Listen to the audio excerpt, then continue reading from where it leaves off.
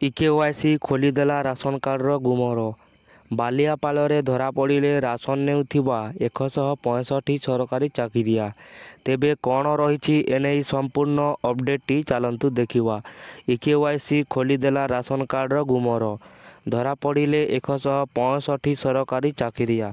ତାଲିକାରେ ଯନ୍ତ୍ରୀ, ଅଧ୍ୟାପକ, ଶିକ୍ଷକ, ଡାକ୍ତର ଓ ପୋଲିସ। ଇକେୱାଇସି ପ୍ରକ୍ରିୟାରେ ଏବେ ସରକାରୀ ଚାକିରିଆଙ୍କ ଅସଲ ମୁଖା ଖୋଲିଦେଇଛି।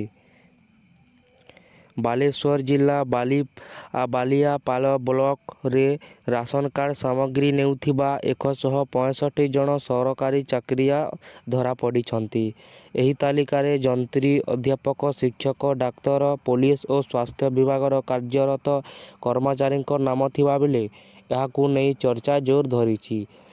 ବିଭାଗ ପକ୍ଷରୁ ମିଳିଥିବା ତଥ୍ୟ ଅନୁସାରେ ବୋଡ଼ାସ ପଞ୍ଚାୟତ, କୁମ୍ଭାରୀ ପଞ୍ଚାୟତ, ଚୌମୁଖ ପଞ୍ଚାୟତ ଓ ମଧୁପୁର ପଞ୍ଚାୟତର ବହୁତ ସରକାରୀ କର୍ମଚାରୀ ରାସନ କାର୍ଡ ହାତେଇ ହିତାଧିକାରୀ ସାଜିଥିଲେ ଓ ସାମଗ୍ରୀ ନେଉଥିଲେ।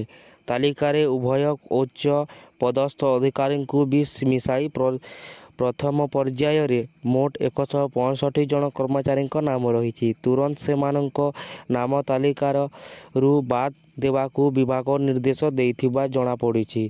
ଚୂଡ଼ାନ୍ତ ତାଲିକା ଆସିବା ପରେ ଏହି ତାଲିକା ଆହୁରି ଲମ୍ବା ହୋଇପାରେ ବୋଲି ଆଶଙ୍କା କରାଯାଇଛି।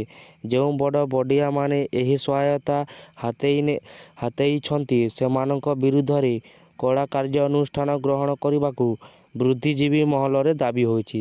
ତ ଫ୍ରେଣ୍ଡସ୍, ଇଏ ହେଉଥିଲା ଆପଣମାନଙ୍କ ପାଇଁ କିଛି ଅପଡେଟ୍। ଯଦି ଅପଡେଟଟି ଭଲ ଲାଗିଲା ତାହେଲେ ଭିଡ଼ିଓକୁ ଲାଇକ୍ କରି ଚ୍ୟାନେଲକୁ ସବସ୍କ୍ରାଇବ୍ କରି ପାଖରେ ଥିବା ଘଣ୍ଟି ଚିହ୍ନକୁ ଦବାଇ ଦିଅନ୍ତୁ ଏବଂ ସାଙ୍ଗମାନଙ୍କ ସହିତ ସେୟାର କରନ୍ତୁ। ଧନ୍ୟବାଦ।